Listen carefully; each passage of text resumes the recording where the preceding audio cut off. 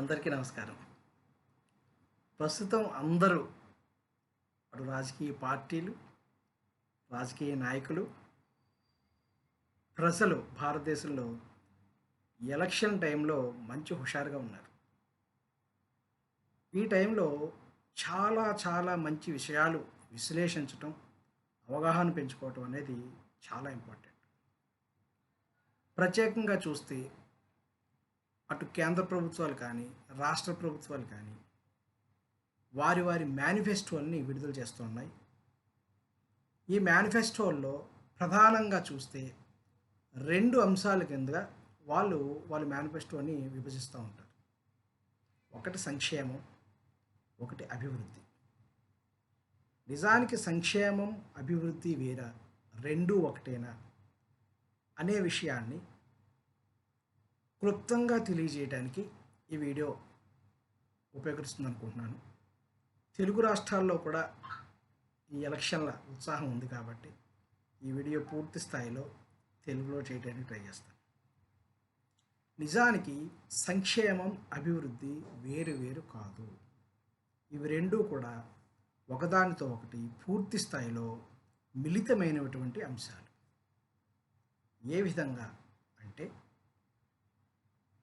ఏ ప్రాంతపు, అది దేశం కానివ్వండి, రాష్ట్రం కానివ్వండి, ఒక ప్రత్యేకమైన ప్రాంతం కానివ్వండి, అభివృద్ధికి పాటుపడే అంశాలు చాలా ఇంపార్టెంట్ విషయాలు ఏమిటంటే, ఒకటి దాని యొక్క భౌగోళిక పరిస్థితి, అక్కడి సహజ వనరులు, విద్యా వనరులు, వాటితో పాటుగా ఆ ప్రాంతానికి వివిధ రాష్ట్రాలు, వివిధ ప్రాంతాలు, వివిధ దేశాలతో రాకపోకలకు ఉండేటువంటి అనువైన మార్గాలు, వీటన్నిటికన్నా ముఖ్యంగా ఆ ప్రాంత నివాసితుల యొక్క యాటిట్యూడ్,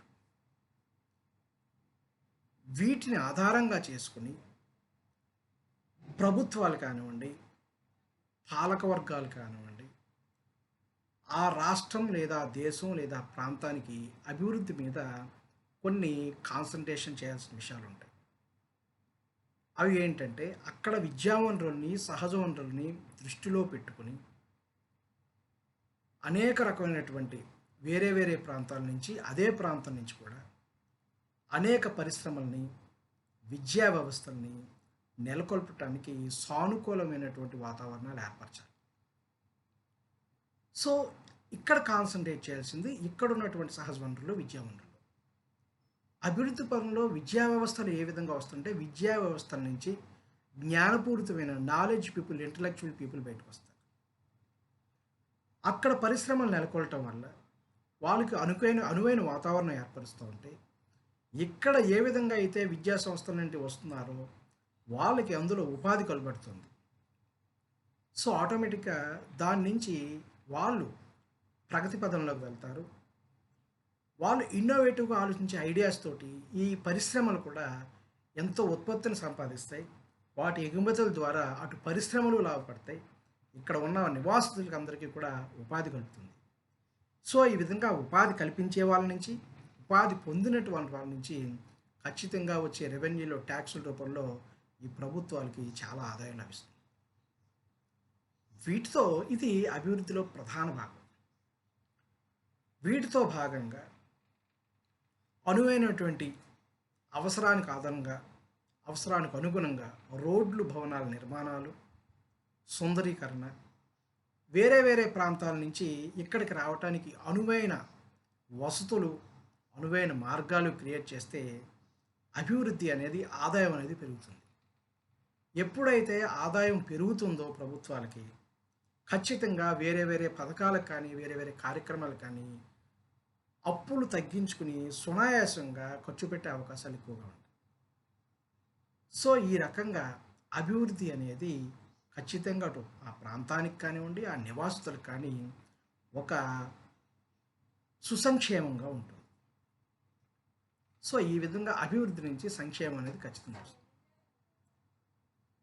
ఇక సంక్షేమం అనేది చూసుకుంటే ఖచ్చితంగా మన భారతదేశంలో అనేక రాష్ట్రాల్లో అనాదిగా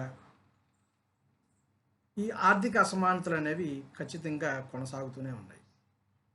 పరిస్థితులు ఏవైనా కానవచ్చు. సో ఆటోమేటిక్గా ఏ ప్రభుత్వాలైనా సరే, అటు కేంద్ర ప్రభుత్వాలు, రాష్ట్ర ప్రభుత్వాలు ప్రజల కనీస అవసరాలు తీర్చడం కోసం ఖచ్చితంగా సంక్షేమ పథకాలు అనేవి ఏర్పరుస్తూ ఉంటాయి. రోటీ కపడా और మకాన్, this is the fundamental principle of any government. కనీస ఆహార ధాన్యాలు, వస్త్రాలు, నివాస స్థలాలు ఇవి ఖచ్చితంగా ప్రజలకి అందించాలి అనేది ఒక ప్రధాన సంక్షేమంగా ఏ ప్రభుత్వమైనా చూస్తూ ఉంటుంది. వీటితో పాటుగా ప్రాథమిక విద్య, ప్రాథమిక వైద్యం అనేవి ప్రభుత్వం యొక్క ఖచ్చితమైన బాధ్యత. వీటికి అనుగుణంగా అనేక రకమైనటువంటి పథకాల కింద ఎంతో కొంత ఖచ్చితంగా ఆర్థిక భారం అనేది ప్రభుత్వాల మీద పడుతుంది. ప్రజలు కూడా వీటిని పూర్తి స్థాయిలో సద్వినియోగం చేసుకుంటారు. వీటితో పాటుగా ఖచ్చితంగా ఉపాధి పథకాలకు ఇంకా ఖచ్చితంగా చేరుస్తూ వీళ్ళకి ఉన్నత విద్యలో భాగం కల్పించడానికి, కేవలం ఆర్థిక భారం వల్ల ఉన్నత విద్యకు వెళ్ళని వాళ్ళకి ఆ వెసులుబాటు కల్పిస్తూ ఉన్నత విద్యలో భాగ్యం కల్పించడానికి, అదేవిధంగా అవసరమైతే హెచ్చు స్థాయి వైద్యాన్ని అందించడానికి కూడా ఈనాడు ప్రభుత్వాలు ఎంతో పథకాల కింద రూపించి సంక్షేమ పథకాల్లో వాళ్ళు ఇన్వాల్వ్ చేస్తూ వాళ్ళకి అవసరాలు తీరుస్తున్నారు. ఇక్కడ ఒక వాస్తవం గుర్తుంచుకోవాలి. వైద్యం అనేది ఒక చాలా అద్భుతమైన కార్యక్రమం కాబట్టి ఎట్టి పరిస్థితుల్లోనూ దాన్ని ఎవరూ కూడా ఏ రకంగానూ తీసిపడేసిన విషయం కాదు. ఇక ఉన్నత విద్యలు అనేవి వస్తే ఏ కుటుంబం నుంచి అయితే ఆ ఉన్నత విద్యా పథకాలకి అర్హత పొందిన వాళ్ళు ఉంటారో, వాళ్ళు విద్యను అభ్యసించిన తర్వాత ఆ విద్య ద్వారా వాళ్ళు సంపాదించిన సర్టిఫికేట్స్, డిగ్రీస్, వాళ్ళ స్కిల్ ద్వారా ప్రభుత్వ రంగంలో కానీ ప్రైవేట్ రంగంలో కానీ ఖచ్చితంగా ఉపాధిని సంపాదించుకునే అవకాశాలు వస్తాయి. ఈ క్రమంలో వాళ్ళకి ఉపాధి వస్తే ఆ ఉపాధి ద్వారా వాళ్ళ కుటుంబం సంక్షేమం నుంచి అభివృద్ధి పదంలో నడిచినట్టే.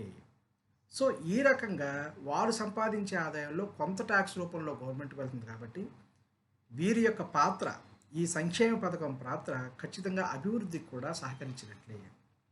సో ఇటువంటి విషయాల్లో ఏ ఏ కుటుంబాల నుంచి ఎంతమంది వ్యక్తులు ఈ రకంగా సంక్షేమ పథకాలు పూర్తి స్థాయిలో సఫలీకృతంగా ఉపయోగించుకుని అభివృద్ధి పదంలోకి వచ్చారో వాళ్ళని ఖచ్చితంగా ఈ సంక్షేమ పథకాల నుంచి వెసులుబాటు కల్పించవచ్చు.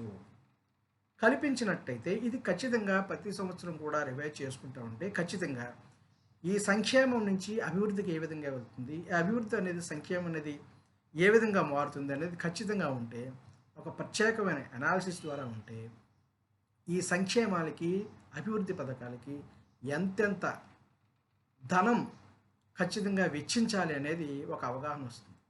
అది లేకుండా ఈ సంక్షేమం నుంచి అభివృద్ధి పదంలోకి వెళ్ళిన వాళ్ళని కన్సిడర్ చేయకుండా ఉంటే అది రాజకీయాల మీద, రాజకీయ పక్షాలకి, ప్రభుత్వాలకి భారమే కాకుండా ప్రజలకి అలవాటు పడిపోతుంది. ఈ విధంగా ప్రజలకు అలవాటు పడిపోయినప్పుడు ఎంతసేపు సంక్షేమ పథకం వైపే ఎక్కువగా మొగ్గు చూపుతారు తప్ప అభివృద్ధిలోకి వెళ్ళాలి అనే విషయం మీద కాన్సన్ట్రేట్ చేయరు. సో ఈ రకంగా ప్రజల మీద బాధ్యత, ప్రభుత్వం పెరగాలన్నా, ప్రజల్లో భారం తగ్గాలన్నా ఈ సంక్షేమ అభివృద్ధి పథకాలు అనేవి ఖచ్చితంగా పూర్తి స్థాయిలో ఒక క్రమబద్ధీకరణలో ఉండాలి. దీనికి మేనిఫెస్టోలు అవసరం లేదు. అందువల్ల ప్రతి ఒక్కరూ కూడా ఈ ఒక్క విషయాన్ని గుర్తించుకుంటే మనం ఉపయోగించుకునే పథకం ఏ విధంగా మనం అభివృద్ధిలోకి వెళ్తున్నాం అనేది చూడాలి. మనం సాధిస్తున్న అభివృద్ధి ఏ రకంగా సుసంక్షేమంలోకి వెళ్తుందనేది చూడాలి. ఇవి పూర్తి స్థాయిలో వెచ్చించిన నాడు ఖచ్చితంగా అటు రాష్ట్ర ప్రగతులు కానీ, దేశ ప్రగతులు కానీ ఎప్పుడూ కూడా ప్రశ్నార్థంగానే మిగులుతాయి. అందువల్ల ప్రతి ఒక్కళ్ళు కూడా ఈ విషయాన్ని విశ్లేషించాలి, అవగాహన పెంచుకోవాలి, అవగాహన విశదీకరించాలి. ఖచ్చితంగా అటువంటి మేనిఫెస్టోలకి మాత్రమే అవకాశాలు కల్పించాలి.